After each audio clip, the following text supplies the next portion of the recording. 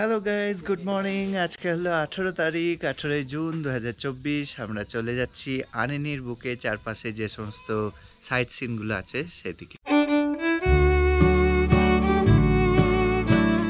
উপত্যকায় তখন বৃষ্টি নেমেছে।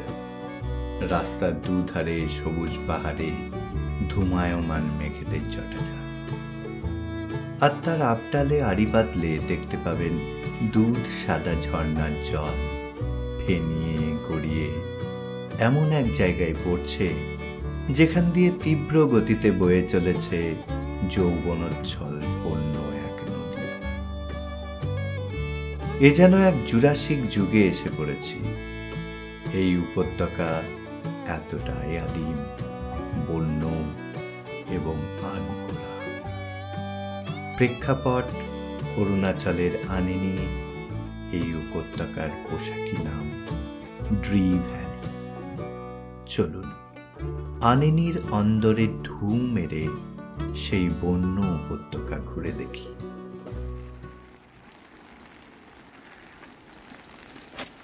ओ ओ ओ उधर आ तो रहा है लेकिन बहुत टाइम लगा रहा वहाँ में। আমরা 3 বন্ধু 7 লেকস ট্রেকে অংশ নিতে আনিনি এসে পড়েছি। প্রায় 6 মাস আগে থেকে এই ট্রিপ প্ল্যান করে রেখেছিলাম। তবে অরুণাচলে যে এত তাড়াতাড়ি বর্ষা ঢুকে যাবে তা আন্দাজ করিনি। আজও সকালে মেঘের ভ্রুকুটি। এখন ভোর প্রায় 5টা বাজে। সময় অনুযায়ী এখানে সূর্যোদয় হয়ে গেছে, কিন্তু কার সাধ্যি সেটা বোঝার। সূর্যি মামা এখন যে কোথায় লুকিয়ে পড়েছে কেউ যায় না। ট্রেক শুরু হতে আরও একদিন বাকি। ঠিক করলাম কাছে পিঠে কোথাও ঘুরে এলে কেমন হয়। তো এই যে গাড়িটা, সেই গাড়িটা হলো আমাদের এই যে ওনার আছে তার। তো তার ছোট বাচ্চা আছে বলে তিনি ড্রাইভ করতে পারছেন না, বলে আমরা একটা ড্রাইভার হায়ার করেছি। বৃষ্টি পরে আমরা বেরিয়েছি, রাস্তাটার পুরোটাই ভিজে ভিজে। জানি না কতটা কি দেখতে পাবো, কিন্তু ওয়াটারফল যে খুবই ভালো দেখতে পাবো সেটা আশা নিয়ে আমরা এগিয়ে চললাম। ये हम लोग का मेन मार्केट आने का ইওয়ালা हाँ ये मतलब जितना भी है। আচ্ছা। সকালে অল্প স্বল্প ব্রেকফাস্ট করে বেরিয়ে পড়লাম। ড্রাইভার ছেলেটির বয়স কম, আমাদের সাথে বন্ধুত্ব হতেও বেশি দেরি হলো না। সেই আমাদের গাইড করে এমন সব জায়গায় নিয়ে গেল যা নিয়ে আমাদের কোনো ধারণাই ছিল না। তো ভাইয়া, आपका नाम क्या है? जी खुके मिली। ओके, बोले आप इधर के ही रहने वाले हो? हाँ हाँ इधर ही आने का सिटीजन है। अच्छा। होटल है पर डे।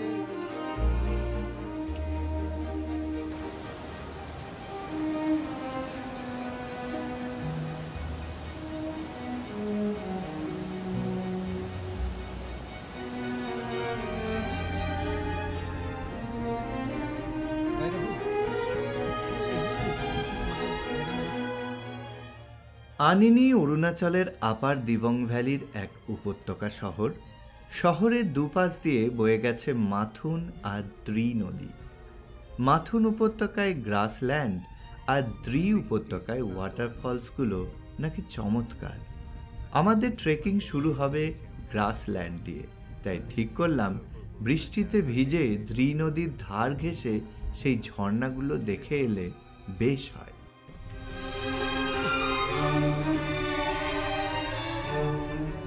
কিন্তু বৃষ্টিতে ভিজতে আমার ঘোর আপত্তি, পাছে ট্রেকটাই মাটি হয়ে যায়। তাই এক প্রকার সাহস করেই বর্ষা মাথায় বেরিয়ে পড়লাম। পরে বুঝেছিলাম সেদিনের সেই সিদ্ধান্ত প্রকৃতির এমন এক দ্বারে পৌঁছে দিয়েছিল যা এক কথায় বিস্ময়কর। পুরো বাঁশ ঝাড়ের মধ্যে দিয়ে চললাম, পুরো বাঁশের জঙ্গল। কি সুন্দর ক্যানোপি তৈরি করেছে। Wow wow canopy. প্রথমে ইচ্ছে হলো একটি হ্যাঙ্গিং ব্রিজ ঘুরে আসতে। উত্তর পূর্ব ভারতের বিভিন্ন জায়গায় অনেক রকম সাসপেনশন ব্রিজ চোখে পড়বে, তবে দ্রি নদীর মাতাল করা রূপ, সেই ধোঁয়া ওঠা চঞ্চল জলরাশির ওপর এরকম এক দোদুল্যমান ব্রিজ যেন আরব্য রজনীর জলদস্যুদের কল্পকাহিনী।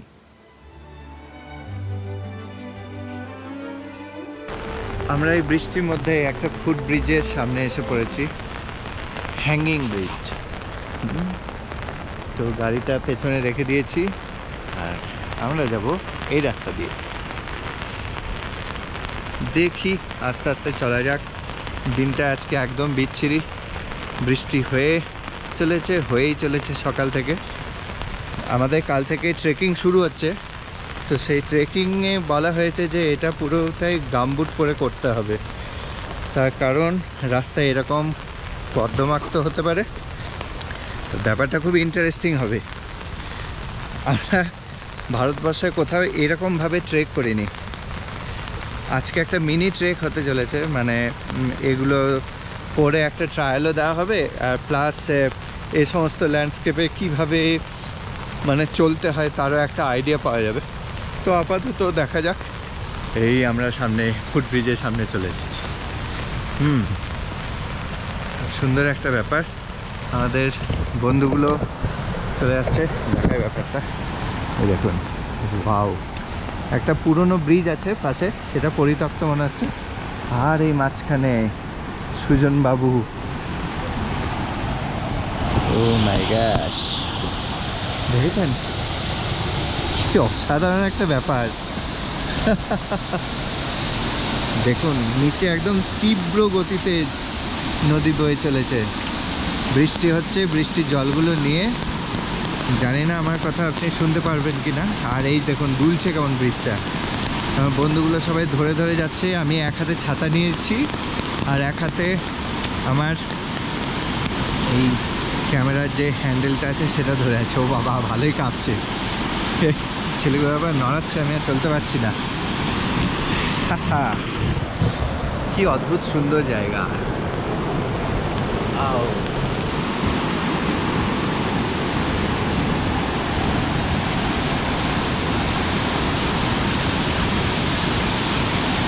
যারা গ্লাস ব্রিজের ওপর দিয়ে গেছেন তারা জানবেন যে এই জিনিসটা, যে আমার পায়ের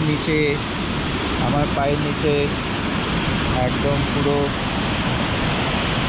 জল, প্রায় একতলা বাড়ির নিচে পর্যন্ত জল। পকেটে আমার ক্যামেরা আছে, আশা করি পকেটটা ফুটো নয়। পকেট ফুটো থাকলে সেদিক থেকে ক্যামেরাটা পড়ে গেলেই গেল। দেখুন কি সুন্দর একটা ভিউ। ওই দিকটায় দেখছেন যে কীরকম একটা ধোঁয়া হয়ে গেছে। হ্যাঁ, জলোচ্ছ্বাসে কীরকম একটা ধোঁয়া হয়ে আছে। আর এইটা দেখুন, ও বাবা, এদিকে তো আরও বেশি ধোঁয়া হয়ে আছে। আর এই দেখুন পরিত্যক্ত ব্রিজ, যাবেন না কি ভাবছেন? ও মাই গড, এখানে এসে তো আরও বেশি দুলছে ব্রিজটা, একদম টলমলো করছে। আমি কিন্তু ব্রিজ না ধরেই এগিয়ে চললাম, ব্যাপারটা বেশ কঠিন হয়ে যাচ্ছে, কারণ দুলছে ব্রিজটা রীতিমতো।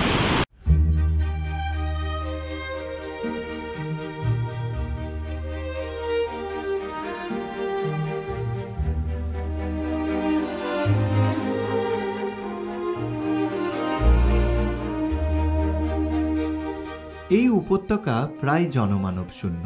পর্যটকদের জন্য একটি অথেন্টিক রেস্টুরেন্ট রয়েছে, তবে আগাম জানিয়ে না রাখলে সারা দিন হয়তো আপনাকে উপবাস করে কাটাতে হবে।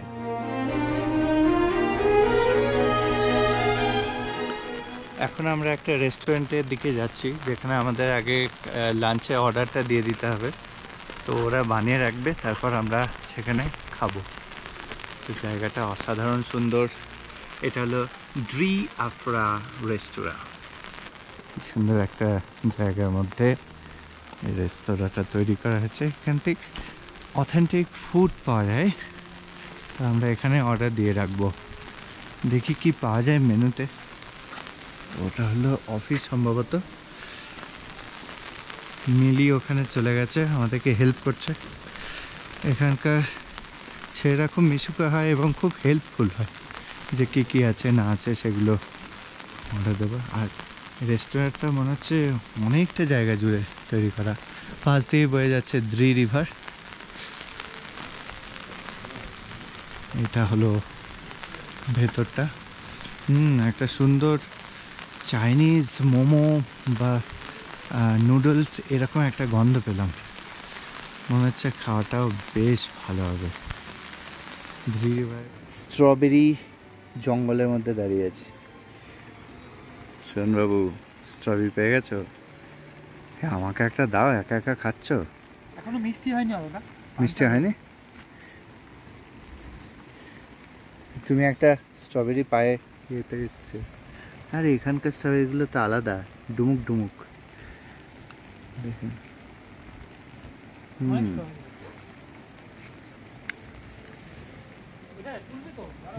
কি সুন্দর।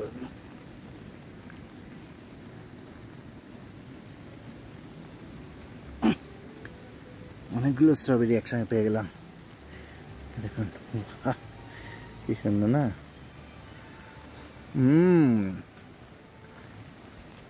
দারুণ খেতে।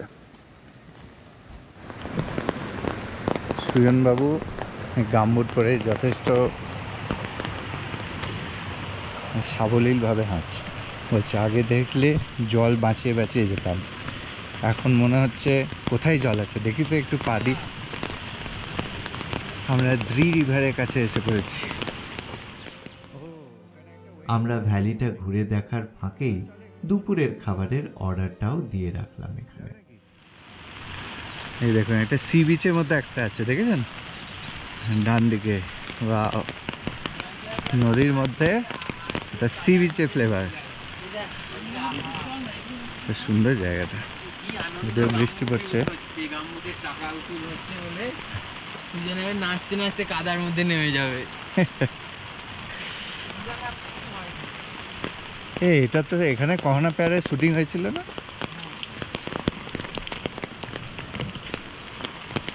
দ্রি রিভার টিং টং। স্লিপ না কাটলেই হলো বাবা, পড়লেই ব্যাস মাজাটা যাবে। কাল থেকে ট্রেকিং আমাদের বন্ধ। দেখুন, বর্ন ফায়ার করা হয়েছিল। বৃষ্টি না হলে আপনাদের বর্ন ফায়ার করে দেখাতাম, এখন বৃষ্টি তো সব দেখতে চাইবেন না। দেখুন, হ্যাঁ, পুরো একদম স্যান্ডি বিচ। সুন্দর একটা চারপাশটা দেখেছেন? দেখি আমি সুরনবাবু কি সুন্দর বুঝে গেল যে জলটা গরম আছে। ঠান্ডা লাগছে না? দ্রি রিভার, এটা হলো দ্রি রিভার। আমাদের মডেল সুজনবাবু ফটো শুটিং করতে লেগে গেছে। আমাদের cameraman the great Arnab Kumar, উনি মডেলের ফটো। উড়ে স্টাইল দেখুন, বাপরে বাপ।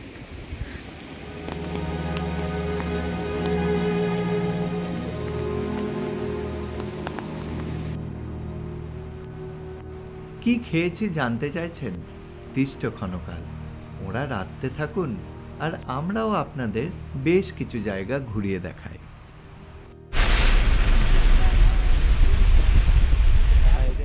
এরপর আমাদের গাইড একটা হিডেন ওয়াটারফলসের খোঁজ দিলেন।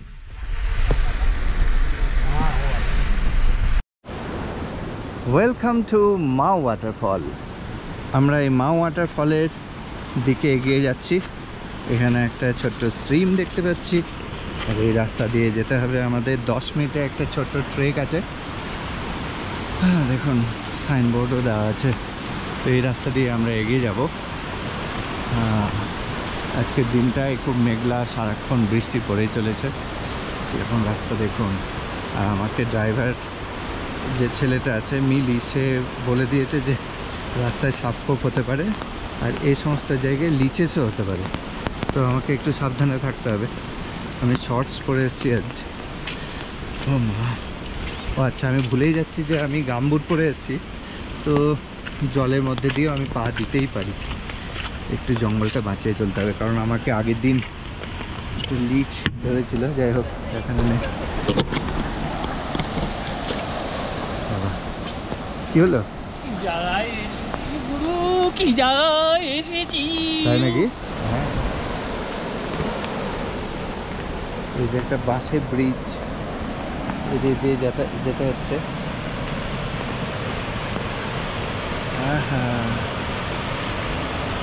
সত্যি মানে এই নর্থ ইস্ট আছে বলে আমাদের মতো ট্রেকাররা একটা স্বর্গরাজ্য পেয়েছি। দেখুন কি অবস্থা, ও মাই গুডনেস। সাধারণ ট্রেক শুতে এগুলো কিন্তু চলবে না, এখানে এই গামবুটই সবচেয়ে ভালো। আমরা অনেক জায়গায় অনেক ট্রেক করেছি, কোথাও কিন্তু বলেনি যে গামবুট পরে তো আমাদের ট্রেক করতে হবে। তো এই সমস্ত অঞ্চলে না মানে এত বেশি স্যাঁতসেঁতে, রাস্তাঘাট প্রায় কর্দমাক্ত থাকে, তো গামবুট পরেই ট্রেক করতে হয় এখানে। আমরা খুবই এক্সাইটেড। তো এই যে জঙ্গলের মধ্যে দিয়ে দেখুন, এখানে সমস্ত কিছুটাই বাঁশ গাছের জন্য, হ্যাঁ বাঁশ বন। তবে আমাদের ওখানকার মতো বাঁশ নয়, কিন্তু এগুলো অনেক ছোট ছোট সরু সরু বাঁশ।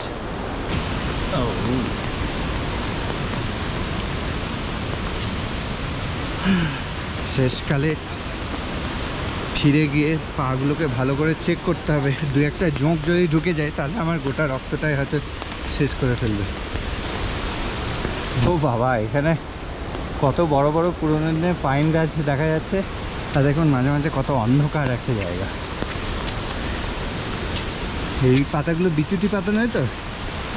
হতেও পারে বাবা, পাহাড়ি বিচুটি, অরুণাচলী বিচুটি। কিন্তু এখানকার যে ভেজিটেশন পুরোটাই আলাদা, আমাদের ওখানকার মতো না। এমনকি নর্থ বেঙ্গলে আমরা দেখেছি সেখানকার থেকেও আলাদা।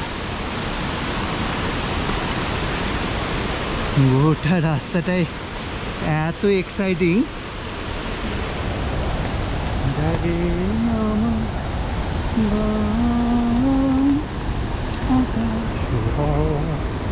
বাবা, একটা গাছ পড়ে আছে, গাছের ওপর দিয়ে দেখুন রাস্তা তৈরি করা, অদ্ভুত সুন্দর।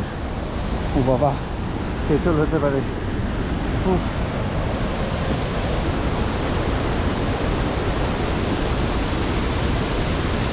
মজাদার একটা ব্যাপার, দারুণ একটা 10 মিনিটে এই ট্রেনটা খুব সুন্দর।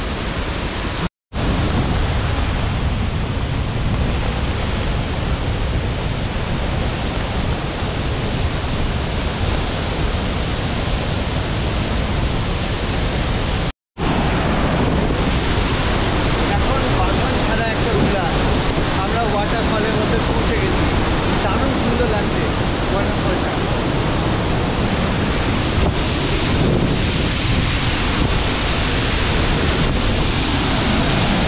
এইমাত্র ওপরটা খুললো, দেখুন আকাশগঙ্গা বইছে যেন। এটা এক্সপ্লেন করা যাবে না, মানে অবর্ণনীয়। এটাকে কিছু বলার দরকার নেই, দেখা উচিত, কিছু বলবো না আমি এখানে। মানে কত উপর থেকে যে জলটা পড়ছে, মানে আমরা বলি পৃথিবীর সবচেয়ে উচ্চতম, এইটা এগুলো মানে কেউ মাপতে আছে না। এত উঁচু থেকে জলটা পড়ছে, আপনারা দেখতে পাচ্ছেন না, আমরা জোর আড়াল থেকে দেখতে পাচ্ছি স্বর্গ থেকে। স্বর্গ থেকে, হ্যাঁ, মনে হচ্ছে ওই বাহুবলীতে যেমন একটা সিন ছিল না, যে ঝর্ণায় চেপে চেপে একটা অদৃশ্য দেশে চলে গেল, ওই অদৃশ্য দেশ থেকে এটা আসছে একদম ওপর থেকে। আমাদের প্রথম পরিচয় হলো এই ঝর্ণাটির সঙ্গে। যেন মনে হচ্ছে আকাশ গঙ্গা নেমে আসছে ধরিত্রীর বুকে। তার উৎস ঠিক ঠাহর করা যাচ্ছে না। হয়তো কোনো স্বর্গপুরীর যুবতী নর্তকী দুধ সাদা ঝর্ণা হয়ে সুরমূর্ছনা করতে করতে নিচে নামছে। সেই নৃত্যের জলসিঞ্চনে আমরা ভিজেছি। সেই অনন্য বন্য পটভূমিতে এক অপার্থিব নর্তকীর প্রেমে পাগল আমরা 3 বন্ধু।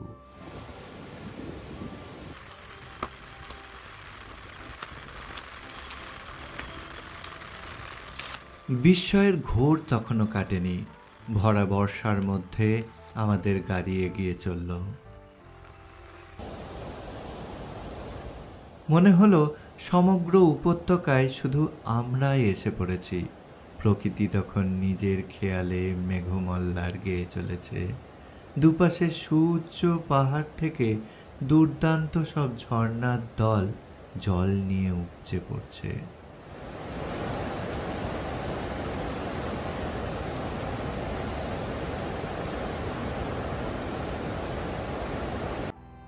দ্রী নদীতে ধোঁয়াশা, আর আমরা নির্বাক, যেন কোনো মন্ত্র বলে সম্মোহিত 4 মূর্তি।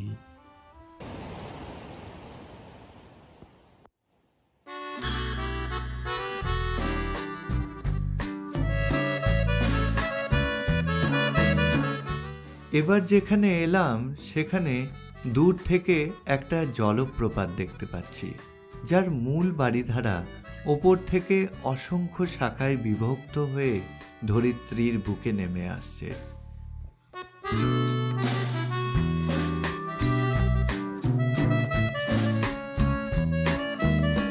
নিস্তব্ধ মৌন ঋষির মতো সবুজ উপত্যকা, যেন সেই জলরাশির কনসার্ট শুনে শুনে মুগ্ধ। ব্রুনির পোমো ওয়াটারফলস। আমরা কিন্তু আর মৌন থাকতে পারলাম না, প্রকৃতির সাথে বিলীন হয়ে যেতে ইচ্ছে হলো সহসা।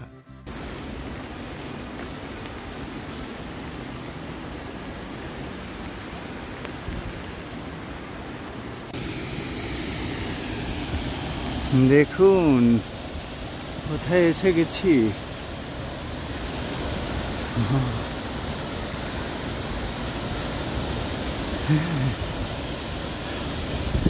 ও মাই গুডনেস, এটা না অনেক উঁচু আছে, এখান থেকে দেখা যাচ্ছে না, আরও পাহাড় আছে পেছনে, সেখান থেকে নামছে।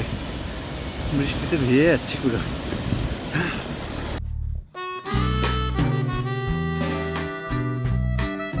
আচ্ছা বলুন তো, আপনাকে সুযোগ দেওয়া হলে মধুচন্দ্রিমায় এখানেই বেড়াতে আসবেন কিনা?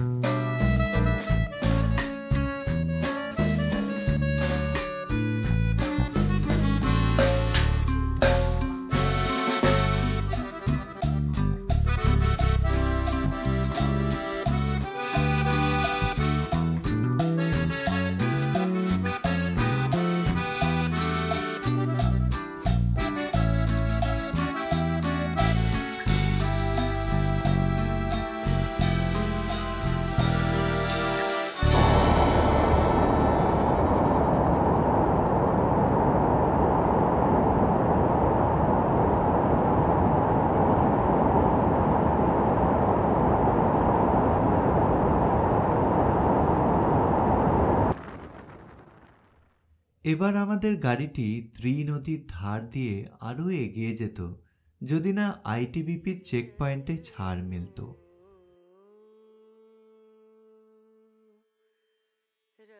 যাই হোক, ফিরতি পথে এসে পড়লাম চিগু ক্যাম্প।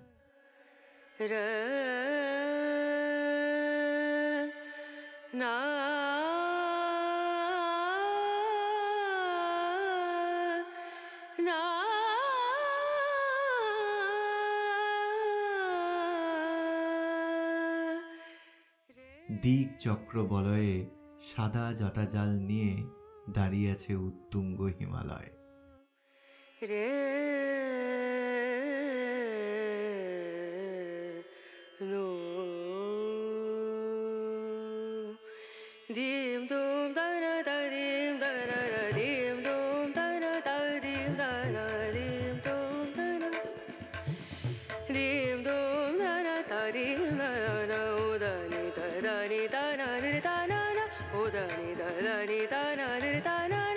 দ্রি নদীর ধোঁয়াশা আর উঁচু উঁচু ঝর্ণা একসাথে মিলে মিশে যেখানে মায়ালোক রচনা করেছে, তারই ঠিক প্রাণ কেন্দ্রে লাল ছাউনি দেওয়া কুটির সদৃশ এই ক্যাম্প সাইট।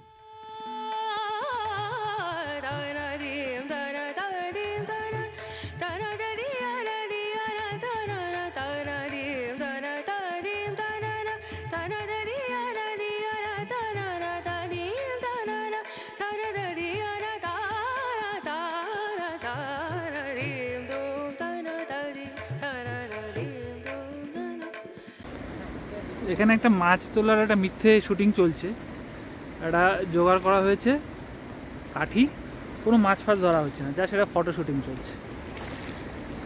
এখানে আপনারা দেখুন, ওই যে লাঠি তোলা হবে, দেখো লাঠিটা কিন্তু নর্মাল লাঠি, কিছুই না, ওটা তুলে এমন একটা ভাব করা হবে যেন মাছ তোলা হচ্ছে, কিছুই মাছ ধরা হচ্ছে না। এটা পুরো আপনাদের বোকা বানানো, ছবি তুলবে ফেসবুক বা ইনস্টাগ্রামে দেবে যে আমি খুব তুলছি, এটাই হচ্ছে এদের কাজ। কিন্তু জায়গাটা সত্যি অসাধারণ, এটা দেখে মনে হচ্ছে সত্যি মাছ হচ্ছে, কিচ্ছু ধরছে না, ফালতু জিনিস। এই দেখুন কত কায়দা করে ছবি, যা ইনস্টাগ্রামের জন্য, ছেলেগুলো ইনস্টাগ্রামেই গেল। কিন্তু আপনি জায়গাটা একবার দেখুন, এই জায়গায় বসে মাছ ধরতে যদি সত্যিই পারে খুবই ভালো হবে। একবার একটু দেখাচ্ছি। জায়গাটা ছেড়ে যেন ফিরতেই মন চাইছে না।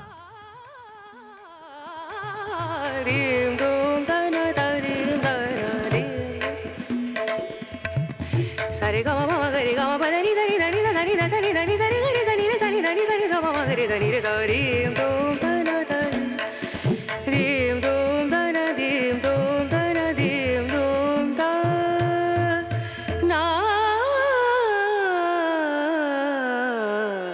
এই বৃষ্টির স্নাত দিনের মধ্যে আমরা 3 বন্ধু যে বেরিয়েছিলাম অ্যাডভেঞ্চারে, সেটা আমাদের মিস যায়। আমরা প্রথমে যখন বেরোলাম তখন একটা মনের মধ্যে একটা দুঃখ ছিল যে হয়তো আমরা সেরকমভাবে কিছুই পাবো না, কিন্তু সেই না পাওয়ার মধ্যেও, সেই বেদনার মধ্যেও যে এত কিছু মানে স্ফুরণ ঘটবে সেটা এখানে না এলে হয়তো বুঝতেই পারতাম না। এই যে ধোঁয়া ধোঁয়া পাহাড়, এই যে মেঘে ঢাকা বিভিন্ন প্রকাণ্ড হিমালয় পার্বত্য অঞ্চল, আর তার মধ্যে থেকে যেন দুধ সাগর নেমে আসছে সেই আকাশ গঙ্গা বেয়ে। আর শুধু একটা দুটো নয়, মানে অসংখ্য। এই বর্ষার সময়ে যেন এই প্রকৃতি যেন নিজের বন্য রূপে একটা মানে গড়ে উঠেছে, আর আমাদের সামনে এমনভাবে ধরা দিচ্ছে যে আমরা নাওয়া খাওয়া সমস্ত কিছু ভুলে সেই প্রকৃতির আরাধনায় ব্যস্ত। আমরা যে এখানে এসেছি, যে আমরা আমাদের জীবন যেন মনে হচ্ছে ধন্য হয়ে গেছে।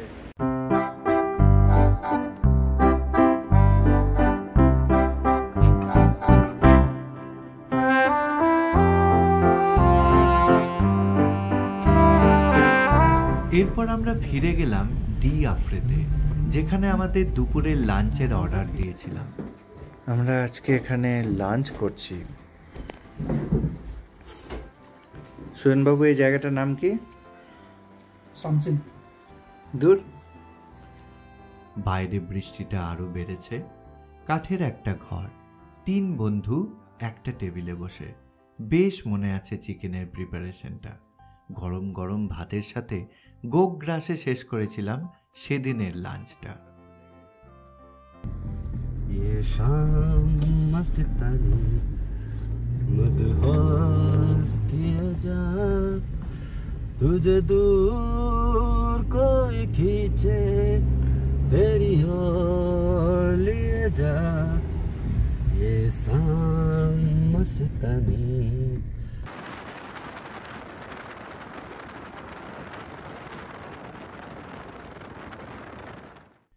কিন্তু তখনও চমকের বাকি ছিল। আনিনীর হোমস্টেতে ফিরব এমন সময় ড্রাইভার ভাইটি আমাদের এক দুর্লভ ঘটনার সাক্ষী করে রাখলেন, যেটা মনে পড়লে আজও অবাক হই। ঠিক সেই পরিস্থিতিতে ঘটনাটা যে কেমন করে ঘটে গেল। অরুণাচলের এই সমস্ত জায়গায় গরু জাতীয় এক ধরনের প্রাণী থাকে যাদের বলা হয় মিথুন। তো গরু বা মোষ যেরকম পোষ মানে, এরা কিন্তু সেরকম পোষ মানে না। এখানে এই ভাই আমাদের দেখাচ্ছে কিভাবে মিথুনকে ডাকা হয়। এবার মিথুনরা তো জংলি, ওদেরকে বোঝা যায় কি করে যে এটা আমাদের মিথুন। ওদের কানে এক ধরনের বিশেষ ধরনের চিহ্ন করা থাকে, তাতে বোঝা যায় যে কোনটা কারদের মিথুন। এদের মধ্যে অনেকেই আছে যাদের মিথুনের দরকার পড়ে, তো তারা এসে এরকম করে ডাক দেয়, আর মিথুনরা দলে দলে এসে তাদের সামনে এসে হাজির হয়।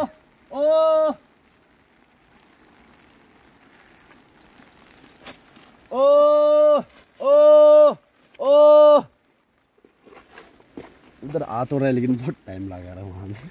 अच्छा, वहाँ उधर वहाँ में था, वहाँ तक तो पहुँच गया, धीरे धीरे आ रहे। अच्छा। ओ ओ ओ দেখতে দেখতে ওই দেখুন মিঠুনটা চলে এসেছে, ডাকছিল।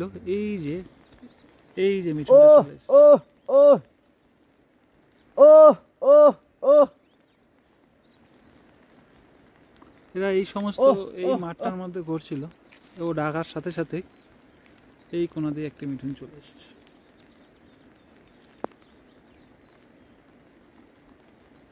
তো প্রবলেম হচ্ছে, ডেকে যদি আপনাকে নুন না খাওয়ান ও দুঃখ পেয়ে যাবে। তো তো আমাদের কাছে নুন নেই। ওই যে দেখে দেখে এখানে সবচেয়ে লোভীটা চলে এসছে এখানে, এই চলে আসছে।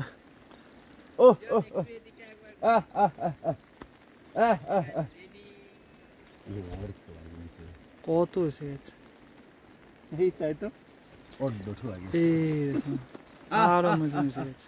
মিথুন দেখে রাখছে, কি মজার ব্যাপার। মানে এরা কিন্তু জংলি হয়, জংলি এরা কিন্তু গরুদের মতো পোষ মারে না। আমরা ভেবেছিলাম এখানে এসে মিথুনের দুধ খাবো, কিন্তু এরা বলছে আরে আমরা তো কখনো ট্রাই করিনি। আমি বলছি যা কি ব্যাপার। তো তার মানে এরা কিন্তু জংলি হয়, দেখতে অনেকটা মহিষ বা গরুর মতো, কিন্তু এরা এই অরুণাচলের পাহাড়েই পাওয়া যায়। আর যাদের যত বেশি মিথুন থাকে তাদেরকে তত বেশি বড়লোক বা ধনী বলে মনে হয়। আর বিয়ের সময় এদের যত সংখ্যায় নিয়ে যাওয়া হবে তত মানে সেই পক্ষের আর কি প্রতাপ বৃদ্ধি পায়। দেখুন এই দেখতে দেখতে কোথায় চলে এসছে, এই দেখুন চলে এসছে। ওইখানে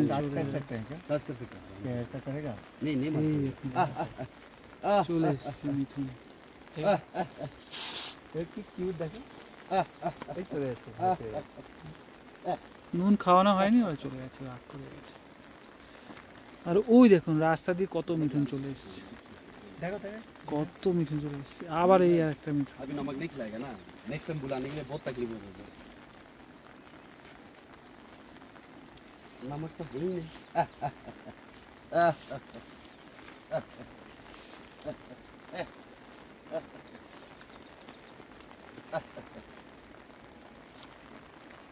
ये लड़की दिखा रहा है बहुत बुरी माँ है। সামনে থেকে দেখো কেমন মিথুন দেখতে হয়। চোখগুলো দেখুন পুরো মানুষের মতো। এদিকটা দেখো, এই যে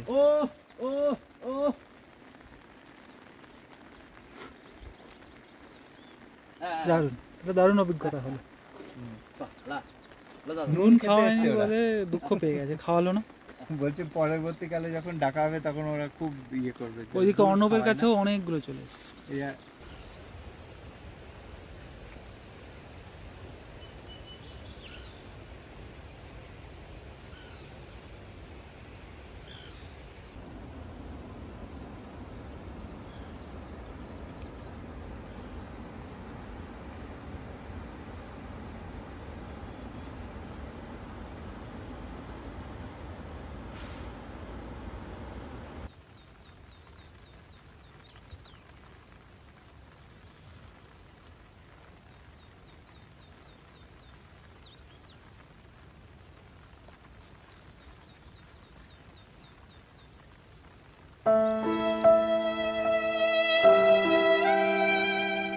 সেদিন অনেক বিস্ময় নিয়ে আনিনি ফিরেছিলাম। ফিরেই শুনলাম ট্রেকিং এজেন্সি থেকে খবর দেওয়া হয়েছে রাত্রে একটি জরুরি মিটিং আছে, সঙ্গে ডিনারের ব্যবস্থাও রাখা হয়েছে। কাল থেকে শুরু হবে আমাদের 7 লেকস ট্রেক। এ অঞ্চলের আরও দুর্গম জায়গায় কিছু অমলিন হ্রদের খোঁজে আমাদের পাড়ি জমাতে হবে। সেই অভিজ্ঞতা যেমন রোমাঞ্চকর তেমনই মজাদার, যেমন এই ঘটনাটা। গ্রাসল্যান্ড। ওই আমাদের বন্ধুরা অনেক দূর এগিয়ে গেছে, দেখায় ওই যে ওই যে উপরে পিঁপড়ের মতো উঠে চলেছে। আমাদের সম্ভবত ওই যে টঙে, পাহাড়ের টঙে, ওখানে ক্যাম্প সাইট। তো বুঝতে পারছেন কীরকম স্টিপ হবে ব্যাপারটা। খুবই এক্সাইটেড আমরা, এমন নয় যে আমরা দাঁড়িয়ে পড়েছি, আমরা প্রকৃতিটাকে একটু এনজয় করছি আর কি। পাহাড়ের মাথায় এখনই মেঘ চলে এসেছে। তো আমার অর্ণবের বক্তব্য হচ্ছে ওইটার পর আরও একটি ঢাল আছে, কিন্তু আমারও মনে হয় ওইটাই শেষ বেড। তো না, আমরা বেড লড়বো না। কেন বেড লড়ো? তুমি তো বেড লড়াতে ওস্তাদ। না, আমি কনফার্ম না হলে বেড লড়বো। আচ্ছা, গল্পগুলো না হয় পরের পর্বে বিস্তারিতভাবে শোনাবো। এমন চমৎকার অভিজ্ঞতা হলপ করে বলতে পারি বিশ্বের গুটি কয়েক ভাগ্যবানের কপালেই জুটেছে। আপনারা কিন্তু আমাকে ভুলে যাবেন না, সেই গল্প শোনাতে আমিও উদগ্রীব হয়ে রইলাম। দেখা হচ্ছে।